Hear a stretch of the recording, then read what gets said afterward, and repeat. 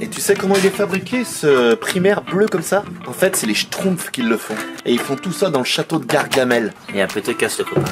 Oh, il est bleu, il est bleu. Il est pas vert, il est pas rouge, il est bleu. C'est les Schtroumpfs, c'est sûr.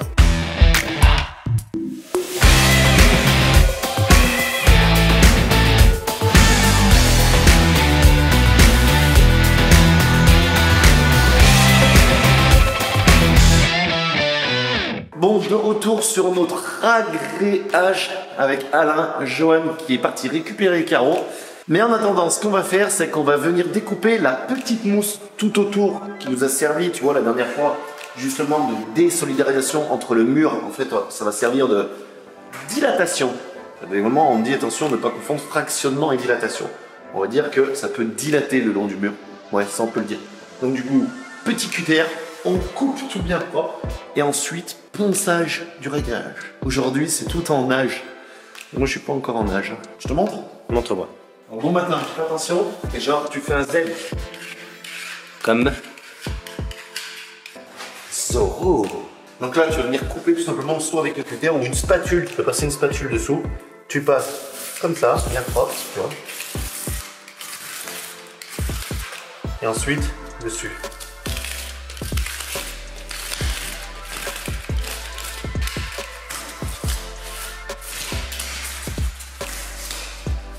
Je tiens, Alain, je tiens.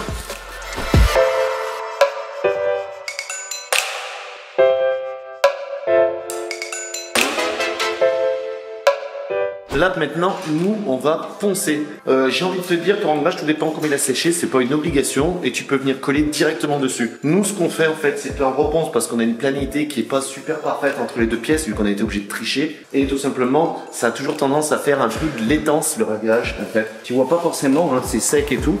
Mais ça arrive à faire de la laitance. Donc nous on va venir poncer là cette fois-ci avec la grosse machine parce qu'on ne cherche pas à faire de la finition, on vient simplement enlever la laitance, ça vient casser le petit surplus, c'est pas fait pour poncer 4 cm de profondeur, contrairement à la petite ou avec laquelle la petite ponceuse, la surfaceuse, tu vas pouvoir vraiment gratter, grignoter, ça va descendre parce qu'elle est beaucoup plus puissante en fait. Une grosse machine comme ça tourne beaucoup plus lentement. Il y a 5 disques diamants dessus.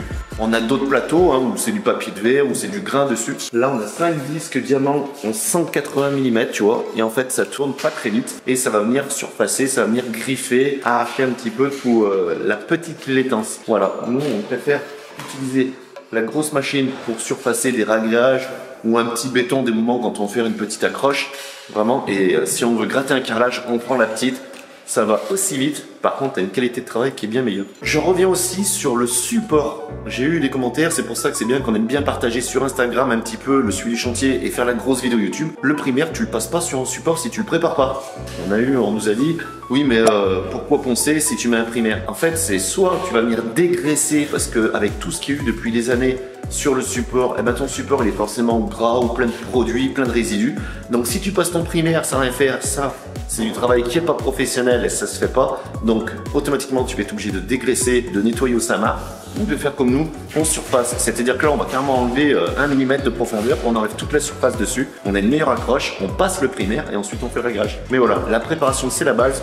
Donc voilà, tous les petits malins là qui ont créé la Bible en me disant que ça sert à rien de poncer, de préparer, tu peux passer ton primaire et coller. Les gars, faites pas n'importe quoi.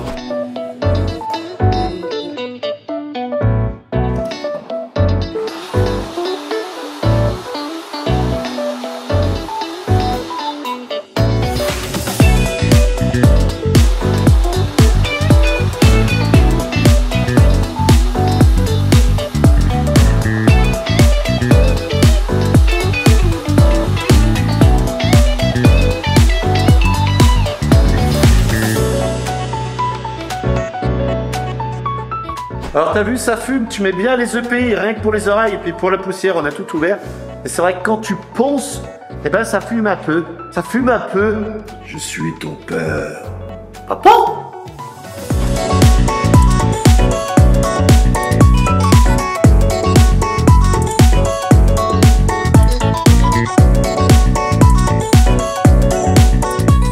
Bon, ça fait du bien de s'arrêter 5 minutes. En plus, tu sais quoi? Un chantier dans ma ville natale. Et à chaque fois que tu sors dans la cour, regarde ce que tu vois. le Mont Verdun. Et tu vois, ils l'ont tout restauré. Regarde. Magnifique. Petit château fort sur un... Je sais pas si c'est un volcan au final. Mais voilà. Le Mont Verdun. D'ailleurs, si tu passes dans la Loire, je t'invite vraiment à venir faire une balade au Mont Verdun. Et franchement, tu verras, il y a une super petite visite. Tu peux mettre une petite pièce dans la caisse au passage. Et finalement, tu vas faire une belle balade et tu as une belle vue sur la plaine du Forêt, j'ai envie de dire. Et franchement, tu sauras que du coup, quand j'étais gamin, j'allais faire du vélo là-haut. C'est bien, on faisait du vélo à l'époque. Bon, tu vois, c'est terminé de poncer. Alain va aspirer parce que tu ne repasses pas un primaire sur de la poussière. Et tu vois, regarde, vraiment, tu as vu tout ce que ça a poncé. Regarde les rayures. Là, tu es sur un support nickel. Donc, on aspire et ensuite, tu vas voir le résultat. C'est parti, Alain ?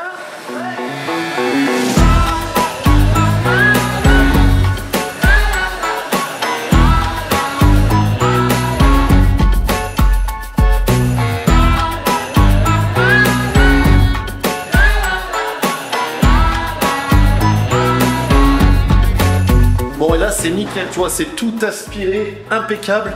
Ça brille de mille feux à des endroits tellement c'est beau. Tu vois, tu vois bien toutes les traces, en fait, du ponçage. Regarde, il est bien rayé. Et en plus d'être bien rayé, eh ben, il est plat. Regarde, on a pris une règle, là, c'est une règle de 3 mètres. Là, franchement, dessous, on est nickel. C'est du bon boulot parce qu'on a pris le temps de le faire. Franchement, il n'y a pas 2 mm sous une règle de plus de 3 mètres. C'est nickel dessous, c'est impeccable. Tip top. Donc il faut bien prendre le temps de faire une bonne préparation. C'est que du temps de gagner par la suite et c'est surtout un plaisir à carrer après. Maintenant que c'est tout aspiré, nickel et tout, on va passer un primaire. Alors attention, le primaire sur le ragrage n'est pas obligatoire avec une colle basse cimentaire. Nous on le met, pourquoi? Parce qu'avec Johan on s'est rendu compte que quand il n'y a pas le primaire sur le ragrage, la colle elle tire très vite. En fait le ragrage, lui, tu sais, c'est très sec et ça pompe toute l'eau de la colle. Donc si tu veux, derrière ça tire vite. Donc nous on va mettre un primaire, on met le Prima classique de chez les pays. Là on va pas mettre le Prima universel, on prend le classique, hein, c'est spécial, tout ce qui est à base ciment. En fait il est très liquide, on le passe, il sèche très vite. Il fait que quand tu vas passer ta colle à carrelage, ça va moins pomper. Voilà, et il aura une meilleure accroche. Mais il n'est pas obligatoire sur ragréage.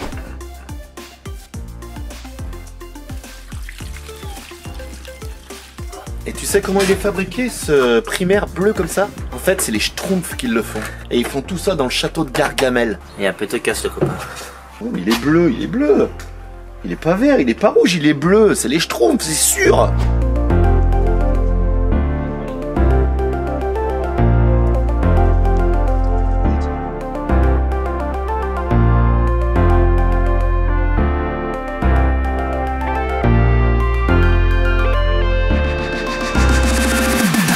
C'est mis un mini chauffage sur le chantier parce qu'il fait vraiment humide, c'est pas top. Donc du coup là, ça là, gaz, ça chauffe, ça consomme aussi. Donc du coup je vais te montrer, regarde le primaire là il a séché, il sèche super vite celui-là. Et tu vois, maintenant en fait ce qu'il y a c'est que c'est pas poussiéreux en plus. Tu vois, il n'y a plus de poussière, vraiment on a une meilleure accroche sur un réglage. C'est pour ça que je te disais que nous on préférait le mettre là. Tu vois, ça fume pas, c'est dépoussiéré complètement. Et vraiment au toucher, c'est onctueux, c'est doux, tel des draps en percale de coton, en soie. Pourquoi je dis des conneries tout le temps? Chiant ça. Donc voilà, un support sain, sec et propre. Donc là du coup, on a mis le laser, on va regarder l'équerrage de la maison. On sait que c'est pas d'équerre les gars. Ah oui, c'est. De toute façon, ça se voit, c'est du visuel. Voilà. Donc voilà, Johan va prendre des codes, on a mis le laser, je vais tenir la caméra, j'ai pas d'autre mettre. Johan, combien tu as? 198. 198. 1,5. Ah, 0,5. Ah, il est là. Oh là là. 208,5. Donc ça veut dire qu'il y a 10 cm. 10 cm de faux équerrage en se tenant d'équerre au passage. Mais de toute façon, on va trouver une solution. 187. 187. Et moi, je viens de te demander sur l'autre pièce, vu que c'est un autre bâtiment, on va regarder là-bas déjà, voir ce que ça arrive. Parce que c'est peut-être toute cette pièce qui est pas bonne. Dans les vieilles maisons, comme ça, bah oui, les équerres, c'est pas toujours nickel. Non, je pense qu'on va être obligé d'écarter, Johan. Non, il y a encore 10 cm. Et ben donc, il faut qu'on bascule Comme ça. Voilà. Ouais, en plus, ça se voit quand on est là. Ouais. Donc là, ce qu'on fait pour regarder l'éclairage, là, Joanne est en train de placer un repère à 2 mètres au fond et à 2 mètres ici. On replace le laser sur les traits de 2 mètres. Tu aurais pu mettre 1 mètre, hein, c'est vraiment une cote. Je dis pas plus de chiffres parce qu'après tu vas te perdre. Voilà, on s'est mis un trait à 2 mètres. Et là, qu'est-ce que ça donne en se mettant à 2 mètres de partout? À peine 198. 187, on se rapproche de la vérité. Voilà. Donc là, on serait pas mal. Il y a 2 mètres ici, 2 mètres au fond.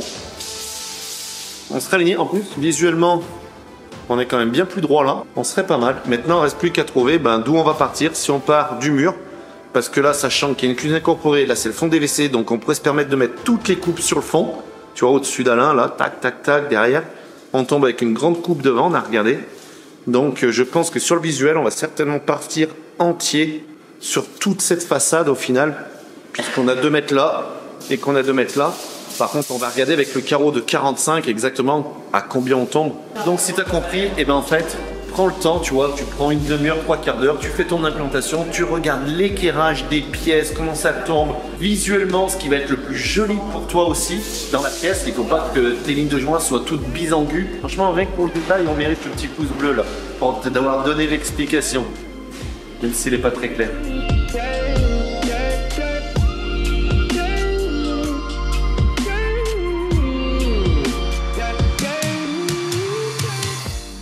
Enfin bon, tu ouvres le camion, Joanne? Non, ça fait peur. Ouvre le Parce camion. que là, il y a une séance de muscu et là, c'est du crossfit qu'on fait. C'est du crossfit. Non, mais tu t'attends pas. Tu t'attends pas sans déconner. Surprise, hein, Ouais, c'est surprise. Je partais chercher une palette. Ah, la porte, elle saute plus. Mais là, c'est pas une palette, c'est une énorme palette. Ouais, quand même, ouais. Ouais. Donc les fournisseurs, quand on fait des trucs comme ça, vous divisez en deux, vous mettez 2 palettes, comme ça on fait 2 voyages. Écoutez, Joanne, Parce que là, il sans est pas déconner, content. C'est du n'importe quoi. Lui, le mec, il vient avec la Twingo, venir chercher ça. Il fait comment? Avec la Twingo. C'est Berlingot.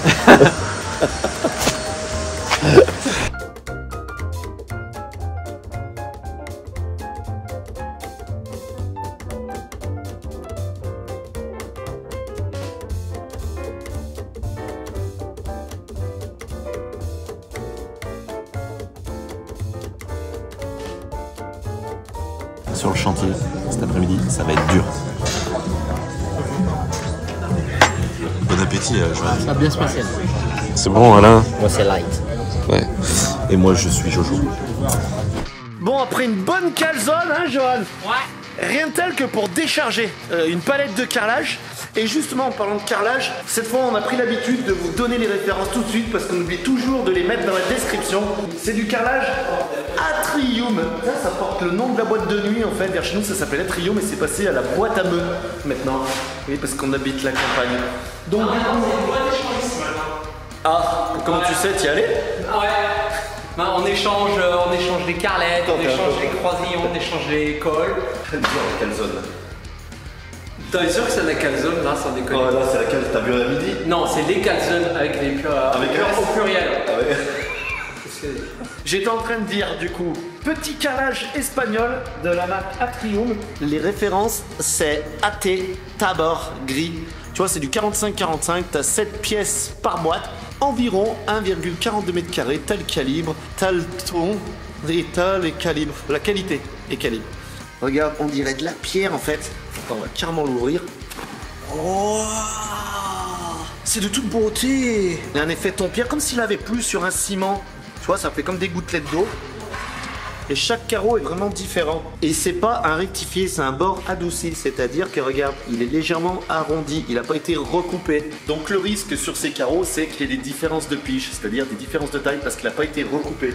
Déjà que même sur des carreaux recoupés, on arrive à avoir des différences de taille. Là, on a l'air pas mal. Il dépasse un peu là. Et là, il dépasse un peu. Ouais, il y a des petites différences, mais pas énormes. Regarde, tiens-le. Regarde la structure comme il est beau.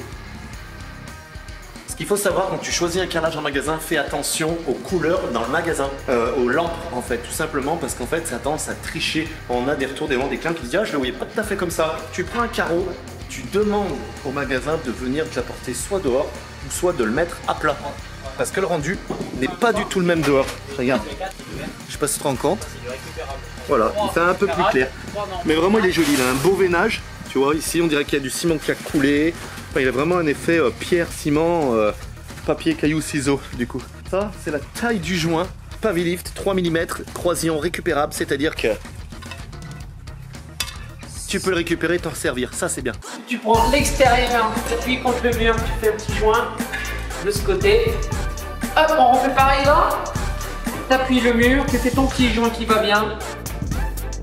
Un joint ici, et il faut calculer un joint là-bas. Bon, regarde aussi comment on encolle les plaintes. Alors, il y a plusieurs façons d'encoller les plaintes. Moi, je te fais voir comment je fais. Je t'explique aussi comment on fait Johan et comment tu peux faire aussi si tu n'as pas envie de faire comme nous.